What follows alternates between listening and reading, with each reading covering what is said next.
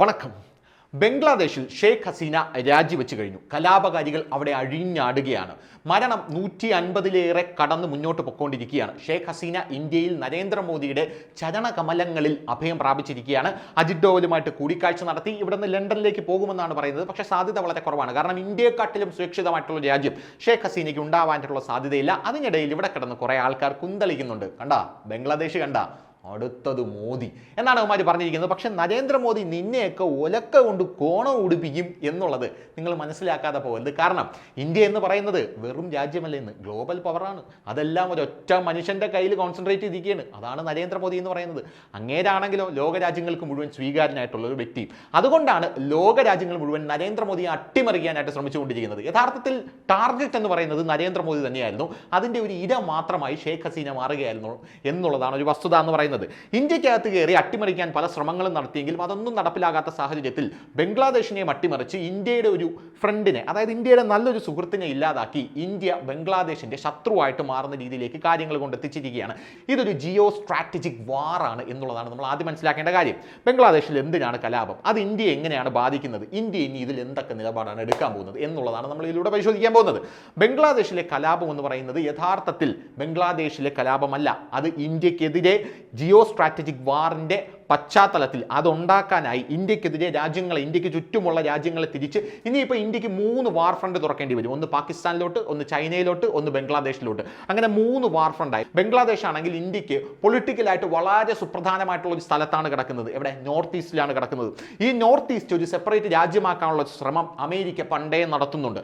ബംഗ്ലാദേശിൽ തെരഞ്ഞെടുപ്പിന് മുമ്പ് ഷെയ്ഖ് ഹസീനയുടെ അടുത്ത് അമേരിക്ക വന്ന് പറഞ്ഞിട്ടുണ്ട്, ഞങ്ങളെ സഹായിക്കണം, നോർത്ത് ഈസ്റ്റ് ഞങ്ങൾക്കൊരു സെപ്പറേറ്റ് രാജ്യമാക്കണം. ഇന്ത്യയുടെ ആ ഒരു പൊളിറ്റിക്കൽ പവർ, അത് ഇന്ത്യ ഏഷ്യയിൽ ഏറ്റവും വലിയൊരു പൊളിറ്റിക്കൽ പവറായിട്ട് മാറി വരികയാണ്. ഇന്ത്യ ഒരു സാമ്പത്തിക ശക്തിയായിട്ട് മാറി വരികയാണ് എന്നുള്ള കാര്യത്തിൽ തർക്കമില്ല. അമേരിക്കൻ പാർലമെന്റിൽ ചെന്ന് നരേന്ദ്രമോദി പ്രസംഗിച്ചതാണ് നമ്മൾ 3ാമത്തെ സാമ്പത്തിക ശക്തിയായി മാറാൻ പോവുകയാണെന്ന്. അതിലൊന്നും അമേരിക്കയ്ക്ക് യാതൊരുവിധ പ്രശ്നമില്ല. പക്ഷേ അമേരിക്കയുടെ പ്രശ്നം മുഴുവൻ ഇന്ത്യ ഒരു പൊളിറ്റിക്കൽ പവറായി മാറി വരുന്നു എന്നുള്ളതാണ്.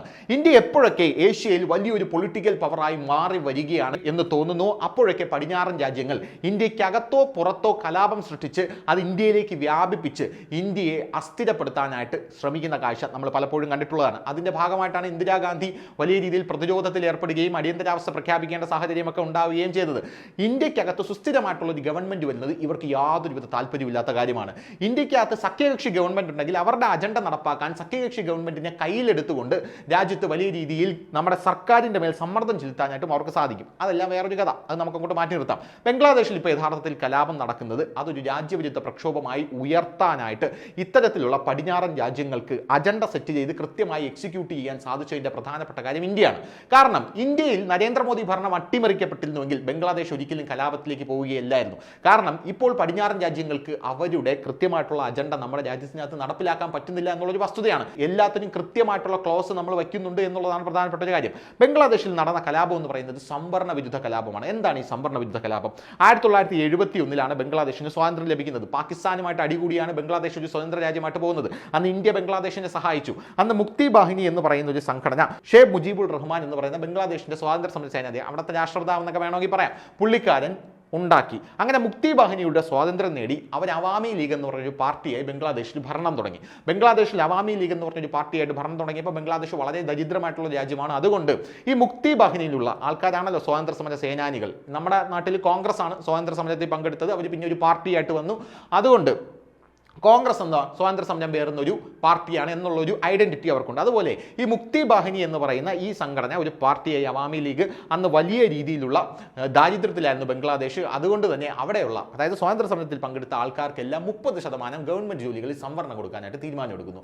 അങ്ങനെ 30% സംവരണം കൊടുക്കാനായിട്ട് തീരുമാനം എടുക്കുന്നുണ്ടെങ്കിലും അത് വലിയ രീതിയിൽ നടപ്പാവുന്നില്ല. നടപ്പാവാത്തതിന്റെ പ്രധാനപ്പെട്ട കാരണം അവിടെ ഇടയ്ക്കിടയ്ക്ക് പട്ടാള അട്ടിമറി വരും.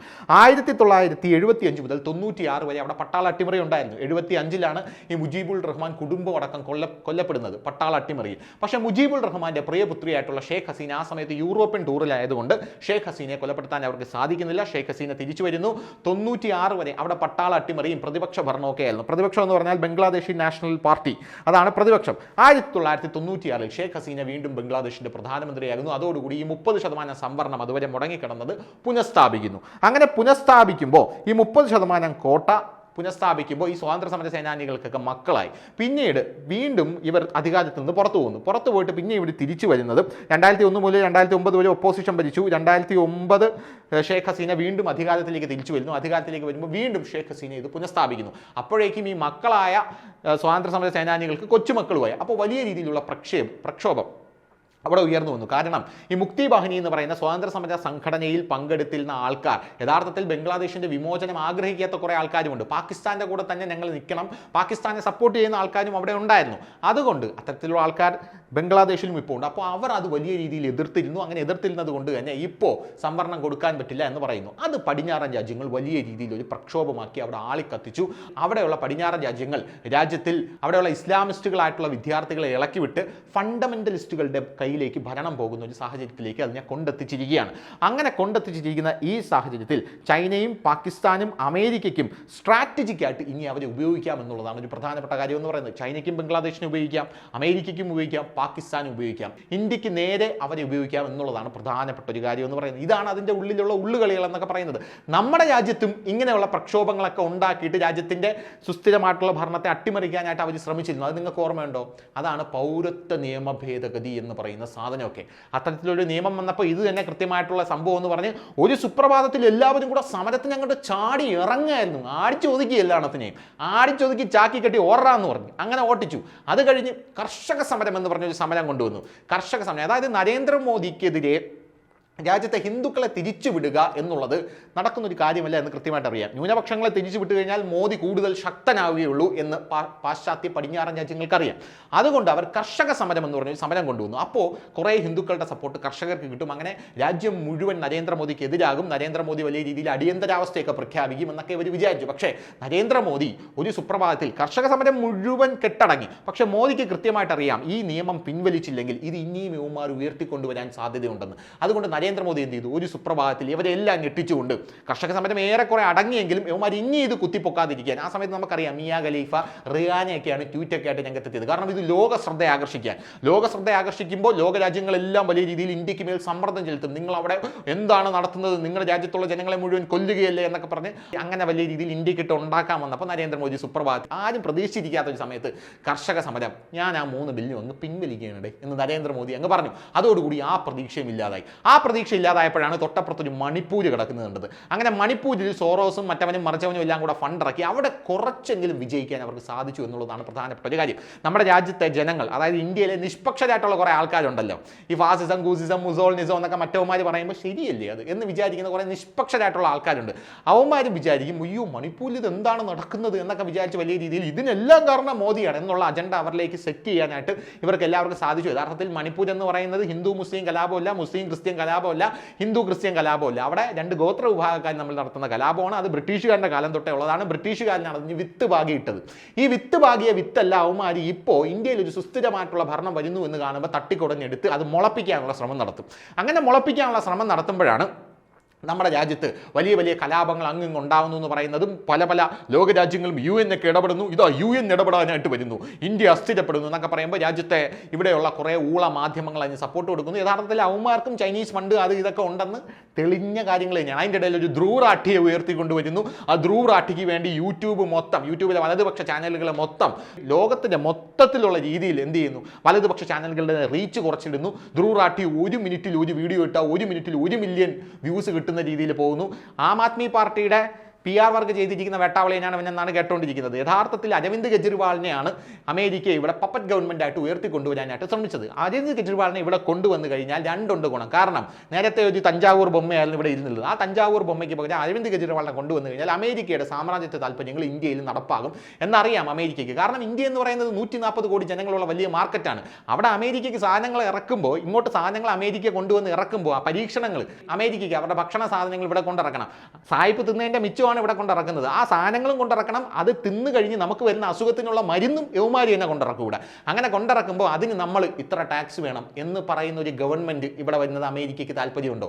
അങ്ങനെ ഒരു താല്പര്യമില്ല. പക്ഷേ ഒരു ഗവൺമെൻറ് ഇവിടെ വന്നുപോയി എന്ത് ചെയ്യാൻ പറ്റും? അങ്ങേരാണെങ്കിൽ, അതായത് നരേന്ദ്രമോദിയെ പോലെ ഒരു വ്യക്തിയാണെങ്കിൽ അമേരിക്ക കൊണ്ടിറക്കുന്ന പല സാധനങ്ങളും ഇനി ഇത് വേണ്ട അത് വേണ്ട, നമ്മൾ പറയുന്ന കേട്ടാൽ മതി, നമ്മൾ ഇത്ര കാര്യങ്ങൾ എടുക്കും, നമ്മൾ ഇതാ പൊളിറ്റിക്കൽ പവറായിട്ട് ഉയർന്നു വരുന്നു എന്നൊക്കെ പറയുമ്പോൾ അമേരിക്ക കിടുങ്ങിപ്പോവും. ഇതാ സാമ്പത്തിക മാന്ദ്യത്തിലോട്ട് കടക്കാൻ പോകണം ഈ വേട്ടാവളിയന്മാർ. ഇന്ത്യക്കാണെങ്കിൽ ഒരു കുരുവില്ല. സാമ്പത്തിക മാന്ദ്യത്തിലോട്ട് കടക്കുന്ന ഈ സാഹചര്യത്തിൽ അമേരിക്ക വലിയ രീതിയിൽ ഇന്ത്യയെ ഭയക്കുന്നു എന്നുള്ള കാര്യത്തിൽ തർക്കമില്ല. പിന്നെ ചൈനയെ നേരിടാൻ അമേരിക്കയ്ക്ക് ഇന്ത്യയുടെ ആവശ്യമുണ്ട് എന്നുള്ളത് കൊണ്ടാണ് ചിരിച്ചുകൊണ്ട് നിൽക്കുന്നത്. പിന്നെ ഇന്ത്യയുടെ പവർ എന്ന് പറഞ്ഞാൽ 140 കോടി ജനങ്ങളാണ്, ലോക മാർക്കറ്റാണ്. ഇന്ത്യ ഒന്ന് ഡൗൺ ആയാൽ ലോകം മൊത്തം ഡൗൺ ആയി പോകും എന്നുള്ള കാര്യത്തിൽ തർക്കമില്ല. ചൈനയിലെ അവന്മാരെ കാര്യങ്ങളൊന്നും കൊണ്ട് സ്വന്തത്താനായിട്ട് പറ്റില്ല. കാരണം ചൈന അതിനകത്ത് തന്നെ മുട്ടുസൂചി വരെ ഉണ്ടാക്കി അവന്മാർ അതിനകത്ത് തന്നെ വിറ്റ് അതിനകത്ത് തന്നെ പൈസ എടുക്കുന്നുണ്ട്. ഗൂഗിളും യൂട്യൂബും കുന്തവും കുടച്ചക്രവും ഒന്നും അതിനകത്തില്ല. കാരണം ചൈനക്കാരന് സ്വന്തമായിട്ട് ഇതൊക്കെ ഉണ്ട് എന്നുള്ളതാണ് വേറൊരു കാര്യം. സ്വന്തമായിട്ട് സൂര്യൻ വരെ ഉണ്ടാക്കി വെച്ചിരിക്കുന്ന ടീമാണ്. അതുകൊണ്ട് ചൈനയ്ക്കകത്ത് കൊണ്ട് കയറാനായിട്ട് പറ്റില്ല. ചൈനയെ വളർന്നുപോയി. ഇനി ഇന്ത്യയെ ഇങ്ങനെ വളർന്നു പോയി കഴിഞ്ഞാൽ അമേരിക്കയുടെ കാര്യത്തിൽ ഒരു കട്ടയം പടവും ആവും എന്ന് അവന്മാർക്ക് കൃത്യമായിട്ട് അറിയാം. അതുകൊണ്ടാണ് അവന്മാർ ഈ കളിയൊക്കെ വലിയ രീതിയിൽ കളിക്കുന്നത് നമുക്ക് എല്ലാവർക്കും അറിയാം. ഇപ്പോൾ അതായത് കർഷക സമരം, പൗരത്വ നിയമം, മണിപ്പൂരിൽ കുറച്ചെങ്കിലും വിജയിക്കാനായിട്ട് അവർക്ക് സാധിച്ചിട്ടുണ്ട് എന്നാണ് എൻ്റെ കണക്ക് കൂട്ടൽ. ഇനി അവന്മാർ കൊണ്ടുവരാനായിട്ട് ശ്രമം നടത്തുന്ന ഒരു വിഷയമുണ്ട്. അതെന്താണെന്ന് അറിയാമോ? നമ്മുടെ രാജ്യത്തിന് ആളിക്കത്തിക്കാൻ ഒരു ഗ്യാപ്പ് കിട്ടി കഴിഞ്ഞാൽ നമ്മുടെ രാജ്യത്ത് ആളിക്കത്തിക്കാൻ അവന്മാർ കൊണ്ടുവരുന്ന ഒരു സാധനമുണ്ട്. അതാണ് ജാതി സെൻസസ്. ജാതി സെൻസസ് എന്ന് പറഞ്ഞാൽ രാഹുൽ ഗാന്ധി ചുമ്മാ അല്ല പാർലമെന്റിൽ കിടന്ന് അച്ചം പുച്ചം ബേളം വയ്ക്കുന്നത്. ആ ജാതി ഈ ജാതി ഏത് ജാതിയാണെന്ന് അറിയണം. ഇപ്പൊ ജാതി തിരിച്ച് കുത്തിത്തിരിപ്പുണ്ടാക്കാനുള്ള ഒരു ശ്രമമാണ് നടത്തുന്നത്. ഇതൊക്കെ വലിയ രീതിയിൽ നമ്മുടെ രാജ്യത്തെ ഗവൺമെന്റിനെ അസ്ഥിരപ്പെടുത്താനുള്ള സംഭവമാണ് എന്നുള്ള കാര്യത്തിൽ യാതൊരുവിധ തർക്കവുമില്ല എന്ന് നമ്മൾ മനസ്സിലാക്കണം. ഇനി ഈ ജാതി സെൻസസ്, സംവരണം എന്നിങ്ങനെയുള്ള സാധനങ്ങൾ കൊണ്ടുവരാൻ പോകുമ്പോൾ ഈ പ്രധാനപ്പെട്ട അമേരിക്കയുടെയും പടിഞ്ഞാറൻ രാജ്യങ്ങളുടെയും പ്രധാനപ്പെട്ട പണി എന്ന് പറഞ്ഞു കഴിഞ്ഞാൽ ഇന്ത്യയിൽ അവർ ഒരു സുസ്ഥിര ഭരണം ആഗ്രഹിക്കുന്നില്ല. മറിച്ച് സഖ്യ സർക്കാരുകളെ അവർ ഭയങ്കരമായിട്ട് ആഗ്രഹിക്കുന്നുണ്ട്. അതായത് അമേരിക്കയുടെ ഏതെങ്കിലും ഒരു തരത്തിൽ ലിങ്ക് ഇതിലേതെങ്കിലും ഒരു സഖ്യകക്ഷികൾക്ക് കാണും. ഇവിടെ ഇന്ത്യയിൽ എന്തെങ്കിലും ഒരു നിയമം വരാൻ പോകുന്നു, ഇന്ത്യ ഗതി പിടിക്കുമെന്നോ കാണുമ്പോൾ ഈ സഖ്യകക്ഷികൾക്ക് അവന്മാർ പൈസ കൊടുത്തിട്ട് ഈ സഖ്യകക്ഷികൾ ഇവിടെയുള്ള ഗവൺമെന്റിനെ പ്രഷർ ചെയ്യും. ഞാൻ ഇപ്പോൾ പിൻവലിച്ചു കളയും നീ ഇത് നടത്തി കഴിഞ്ഞാൽ എന്ന് പറഞ്ഞ് വലിയ രീതിയിൽ സഖ്യകക്ഷികളെ അവന്മാർ എന്ത് ചെയ്യും? പ്രോത്സാഹിപ്പിച്ച് നിർത്തിയിരിക്കും. അങ്ങനെ സഖ്യകക്ഷികളെ പ്രോത്സാഹിപ്പിച്ച് നിർത്തുമ്പോൾ യഥാർത്ഥത്തിൽ ഇന്ത്യൻ ഗവൺമെന്റിന് വലിയ രീതിയിലുള്ള തലവേദന ഉണ്ടാവുകയും ഒരു ബില്ലും കൃത്യമായിട്ട് പാസ്സാക്കാൻ പറ്റില്ല, ഒരു കാര്യങ്ങളും ഇന്ത്യയിൽ നടത്താൻ പറ്റില്ല. ഇന്ത്യ എപ്പോഴും 1947 സ്വാതന്ത്ര്യം കിട്ടിയത് എങ്ങനെയാണോ അതുപോലെ തന്നെ കിടക്കും, ആ രീതിയിൽ തന്നെ കിടക്കും എന്ന് എല്ലാവർക്കും അറിയാം. അപ്പോൾ ഇതൊന്നും നടപ്പാവാത്ത ആ ഒരു സാഹചര്യത്തിൽ, ഇന്ത്യ മുന്നോട്ട് കുതിക്കുന്ന ആ ഒരു സാഹചര്യത്തിൽ ഇനി ഒരേ ഒരു വഴിയേ ഉള്ളൂ. ഇന്ത്യയിൽ, അതായത് ഇന്ത്യയുടെ തീരങ്ങളിൽ ഒരു ക്രിസ്തു രാഷ്ട്രം സ്ഥാപിക്കുക എന്നുള്ളതാണ്. അതിന് ബംഗ്ലാദേശിന്റെ സഹായം ചോദിച്ച് അങ്ങോട്ട് ചെന്നപ്പോൾ ഷേഖ് ഹസീന കണ്ടം വഴി ഓടിച്ച്. അതുകൊണ്ടാണ് ഷേഖ് ഹസീന ഇപ്പോൾ താഴോട്ട് ഇറങ്ങേണ്ടി വന്നത്. ഇപ്പോൾ റൂട്ട് ക്ലിയർ ആയോ? ഇതാണ് ഷേഖ് ഹസീന താഴോട്ട് ഇറങ്ങേണ്ടി വന്ന കാര്യം. ക്രിസ്തു രാജ്യം എന്ന് പറയുമ്പോൾ അത് യഥാർത്ഥ ക്രിസ്ത്യാനികളൊന്നുമില്ല. അമേരിക്കയുടെ പടിഞ്ഞാറൻ ശക്തികൾ വന്നിട്ട് അവന്മാരുടെ ജിയോ പൊളിറ്റിക്കൽ സ്ട്രാറ്റജി നടപ്പിലാക്കാനായിട്ട് ഇവാഞ്ചലിസ്റ്റുകളെ ഇറക്കിയിട്ട് അവിടെയുള്ള ആൾക്കാർക്ക് പൈസ കൊടുത്തിട്ട് ഒരു ക്രിസ്തു രാജ്യം സ്ഥാപിച്ച് നമ്മുടെ നോർത്ത് ഈസ്റ്റ് കൂടെ അടർത്തി എടുക്കാനുള്ള ഒരു ശ്രമമാണ് ഇവന്മാർ നടത്തിക്കൊണ്ടിരിക്കുന്നത്. അതുകൊണ്ടാണ് ഇന്ത്യ ഈ കാര്യത്തിൽ വലിയ രീതിയിലുള്ള ജാഗ്രത പുലർത്തുന്നത് നമുക്ക് മനസ്സിലാക്കണം. ഷേഖ് ഹസീന എന്നെ പറഞ്ഞ കാര്യമാണ്. എൻ്റെ ഇലക്ഷന് മുമ്പ് അമേരിക്കയിൽ ഒരു ഫ്രോഡ് ഇങ്ങോട്ട് വന്നിരുന്നു. എന്നിട്ട് അവൻ എന്നോട് പറഞ്ഞത് ഇലക്ഷനൊക്കെ നമ്മൾ ജയിപ്പിച്ചു തരാം, സുസ്ഥിരമായിട്ടുള്ള ഭരണം ഉണ്ടാക്കി തരാം, പക്ഷേ ഞങ്ങളുടെ കൂടെ നിൽക്കണം, നിന്നിട്ട് എന്ത് ചെയ്യണം, ഞങ്ങൾക്ക് ക്രിസ്തു രാജ്യം ഇവിടെ സ്ഥാപിക്കണം, അതായത് ആ നോർത്ത് ഈസ്റ്റ് ഞങ്ങൾക്ക് ഇങ്ങോട്ട് അടർത്തി എടുക്കണം, ഇന്ത്യയെ പിരിക്കണം. ഇന്ത്യ ഒരു പൊളിറ്റിക്കൽ പവറായിട്ട് വളർന്നു വരികയാണ്, അറിയാലോ. അത് നാളെ അമേരിക്കയ്ക്ക് വലിയ തിരിച്ചടിയാണ്. പോരാതെ തന്നെ ഇന്ത്യ ഇപ്പോൾ റഷ്യയുടെ കൂടെയൊക്കെയാണ് റഷ്യയുടെ കൂടെ കൂട്ടുകൂടുന്നത് മാത്രമല്ല, യുക്രൈൻ റഷ്യ വാർ വന്നപ്പം ഞങ്ങൾ റഷ്യയ്ക്ക് ഉപരോധം ഏർപ്പെടുത്തിയപ്പോൾ റഷ്യയുടെ കയ്യിൽ നിന്ന് എണ്ണ വാങ്ങിച്ചിരിക്കുന്നു. എണ്ണ വാങ്ങിച്ച് ഇന്ത്യ ഇവിടെ സംസ്കരിച്ച് അത് നമുക്ക് തന്നെ തിരിച്ചു വിട്ടിരിക്കുന്നത്. കഞ്ഞം തിരിവല്ലേ കാണിക്കുന്നത്. പോരാത്തതിന് ഡോളറിലല്ല, ഇന്ത്യ റഷ്യയുടെ റൂബിളിലും ഇന്ത്യൻ മണിയിലുമാണ് നടത്തിയിരിക്കുന്നത്. ഇത് അമേരിക്കയ്ക്ക് വലിയ നാണക്കേടല്ലേ? ഇങ്ങനെയൊക്കെയുള്ള വലിയ കാര്യങ്ങൾ അതിനകത്തുണ്ട്. യഥാർത്ഥത്തിൽ അമേരിക്കയിൽ ഇരിക്കുന്ന അബ്രാം ഖുറേഷിമാരെയൊക്കെ അടിച്ചൊതുക്കാൻ ഇന്ത്യ ശക്തമായ ഒരു രാജ്യമായി വളർന്നു വരുന്നുണ്ട് എന്നുള്ള തിരിച്ചറിവാണ് യവന്മാരെ ഇത്തരത്തിലുള്ള കാര്യങ്ങളിലേക്കൊക്കെ കൊണ്ടെത്തിക്കുന്നത് എന്നുള്ള കാര്യത്തിൽ തർക്കമില്ല. ഇതാണ് സംഭവം. ഇനി അടുത്തത് രാഹുൽ ഗാന്ധി ഉയർത്തിക്കൊണ്ടുവരാൻ പോകുന്ന ഒരു സംഭവമാണ്. ലോക്സഭാ പ്രസംഗത്തിന്റെ ഭൂരിഭാഗവും രാഹുൽ ഗാന്ധിയുടെ ജാതി സെൻസസ് എന്നാണ് രാഹുൽ ഗാന്ധി പറഞ്ഞുകൊണ്ടിരിക്കുന്നത്. ജാതി സെൻസസ് ഇതാണ് പറഞ്ഞുകൊണ്ടിരിക്കുന്നത്. ഇതിന്റെ പിന്നിൽ ഇന്ത്യക്കുള്ളിൽ അതായത് അടുത്തൊരു കലാപത്തിനുള്ളൊരു രീതി, ഏതെങ്കിലും ഒരു സ്പോട്ടിൽ വെച്ച് ഇത് കത്തിക്കാനായിട്ട് രാഹുൽ ഗാന്ധിക്ക് സാധിക്കും. ഏതെങ്കിലും ഒരു സ്പോട്ടിൽ വെച്ച് കത്തും ഇത്. കാരണം ഇപ്പോൾ അത് കത്താതെ നിൽക്കുന്നതിന്റെ പ്രധാനപ്പെട്ട കാരണം ഇപ്പോൾ നരേന്ദ്രമോദി ഒന്ന് ഡൗൺ ആണ് എന്ന് പല ആൾക്കാരും വിചാരിച്ചുകൊണ്ടിരിക്കുകയാണ്. അത് കത്തിക്കേണ്ട ഒരു സാഹചര്യം ഇല്ല എന്നുള്ളൊരു രീതി ഉള്ളത് കൊണ്ടാണ്. അങ്ങനെ ചെറിയ വിഷയങ്ങൾ പോലും വലിയ രീതിയിൽ കത്തിക്കാനായിട്ട് ഇവർ ശ്രമിക്കുന്നുണ്ട്. അങ്ങനെ കത്തിക്കാനുള്ള ഒരു വെടിമരുന്നാണ് ജാതി സെൻസസ് എന്ന് പറയുന്നത്. കർഷക സമരം ചീറ്റിപ്പോയി, പൗരത്വ ഭേദഗതി ചീറ്റിപ്പോയി, വേറെ പല കാര്യങ്ങൾ മണിപ്പൂരാണെങ്കിൽ ചീറ്റിപ്പോയി, കുറച്ച് വിജയിച്ചു പക്ഷേ കുറേ ചീറ്റിപ്പോയി. ഇനി ജാതി സെൻസസ് ആണ് ഇവർ കത്തിക്കാൻ പോകുന്നത് ഇന്ത്യയിലെ. അതുകൊണ്ടാണ് പറയുന്നത് നരേന്ദ്രമോദിയാണ് അടുത്ത ടാർഗറ്റ് എന്ന് പറയുന്നത്. നരേന്ദ്രമോദിയെ കൊണ്ട് എങ്ങനെയെങ്കിലും ഒരു അടിയന്തരാവസ്ഥ പ്രഖ്യാപിക്കുക, ഇന്ദിരാഗാന്ധിയുടെ ഗതിയിലോട്ട് നരേന്ദ്രമോദിയെ കൊണ്ടെത്തിക്കുക എന്നുള്ളതാണ് വളരെ പ്രധാനപ്പെട്ട കാര്യം. പക്ഷേ കോപ്പ് പ്രഖ്യാപിക്കും, അടിയന്തരാവസ്ഥയല്ല കോപ്പ് പ്രഖ്യാപിക്കും എന്നാണ് പറയുന്നത്. ഇത് പല ആൾക്കാരും മോദിക്ക് നേരത്തെ തന്നെ താക്കീത് നൽകിയതാണ്. മോദിക്ക് ഇത് കൃത്യമായിട്ട് തന്നെ അറിയാം, മോദിക്ക് ഈ കാര്യങ്ങളൊക്കെ കൃത്യമായിട്ട് അറിയാം. പക്ഷേ ബംഗ്ലാദേശ് പോലെയും പാകിസ്ഥാൻ പോലെയും ശ്രീലങ്ക പോലെയും നമ്മൾ അട്ടിമറിക്കാൻ പറ്റില്ല. കാരണം നമ്മുടെ സൈന്യമാണ് നമ്മുടെ രാജ്യത്തിൻ്റെ ശക്തി. ആ സൈന്യം എപ്പോഴും പ്രധാനമന്ത്രിക്ക് പിറകിൽ അണിനിരക്കും എന്നുള്ളതാണ് നമ്മുടെ രാജ്യത്തിൻ്റെ ഏറ്റവും വലിയ കരുത്തെന്ന് പറയുന്നത്. സൈന്യം നമ്മുടെ നാട്ടിൽ ഒരു ഭരണം ആഗ്രഹിക്കുന്നില്ല. കാരണം നമ്മുടെ സൈന്യത്തിനകത്ത് മുഴുവൻ നാഷണലിസ്റ്റിക് ആയിട്ടുള്ള ആൾക്കാരാണ്. അതായത് സ്വന്തം രാജ്യത്തിന് വേണ്ടി ജീവൻ തൃണവൽഗണിക്കണം എന്ന് വിചാരിച്ചിരിക്കുന്ന സൈനികരാണ് ഇവിടെ ഉള്ളത്. അല്ലാതെ ബംഗ്ലാദേശിലെയും പാകിസ്ഥാനെ അപ്പ ഊപ്പ സൈനികരല്ല ഇവിടെ ഉള്ളത്. ഇവിടെ ഉള്ളത് നല്ല കരുത്തുള്ളവന്മാരാണ്. അതുകൊണ്ടാണ് പറഞ്ഞത് അടുത്തത് മോദി എന്ന് പറയുന്നവന്മാരുടെ ആസനത്തിൽ പാള വെച്ച് കെട്ടിയിട്ട് ഉലക്ക കൊണ്ട് ഇന്ത്യൻ സൈന്യവന്മാരെ കോണകം ഉടുപ്പിക്കും എന്നുള്ളത്. അതുകൊണ്ട് ആ വെള്ളം അങ്ങോട്ട് വാങ്ങി വെച്ചേരെ ബംഗ്ലാദേശിൽ ഇനി എന്തൊക്കെയാണ് ചെയ്യാൻ പോകുന്നത് എന്ന് നരേന്ദ്രമോദി വൈകാതെ തന്നെ കാണിച്ചു തരും. ഇപ്പോൾ ഇന്ത്യക്ക് ചുറ്റും ശത്രുക്കളാണ്. ഒന്ന് ശ്രദ്ധിച്ചാൽ മനസ്സിലാവും. അഫ്ഗാനിസ്ഥാനിൽ താലിബാൻ ഭരണം വന്നു. താലിബാനിൽ നിന്ന് അമേരിക്ക ട്രൂപ്പുകളെ പിൻവലിച്ചില്ലായിരുന്നുവെങ്കിൽ അഫ്ഗാനിസ്ഥാനിൽ ഒരിക്കലും താലിബാൻ ഭരണം വരില്ലായിരുന്നു. അമേരിക്കയുടെ പ്രധാനപ്പെട്ട ഒരു പരിപാടി എന്ന് പറഞ്ഞാൽ അമേരിക്ക വിചാരിച്ചു താലിബാൻ അവിടെ വരുമ്പം ഇന്ത്യയും അഫ്ഗാനിസ്ഥാനും തമ്മിലുള്ള ടൈപ്പ് തെറ്റും, താലിബാൻ ഇന്ത്യയെ കയറി ആക്രമിക്കുന്നു. പക്ഷേ നരേന്ദ്രമോദി അങ്ങോട്ട് എന്ത് ചെയ്തു? അങ്ങോട്ട് അരിയും പൊരിയും ശർക്കര ഉണ്ടയൊക്കെ അയച്ചു കൊടുത്തു, തിങ്ങടാ മക്കളെ എന്ന് പറഞ്ഞു. അപ്പോൾ താലിബാൻ എന്ത് ചെയ്തു? വിനീത വിധേയരായി. ഇപ്പോൾ അവിടെ അഫ്ഗാനിസ്ഥാനിലെ ക്രിക്കറ്റ് ടീമിൽ പോലും ഇന്ത്യയിൽ വലിയ ആരാധകരാണ്. പാകിസ്ഥാനാണെങ്കിൽ മുച്ചൂട് മുടിഞ്ഞ് അമേരിക്കയുടെ വാക്ക് കേട്ട്.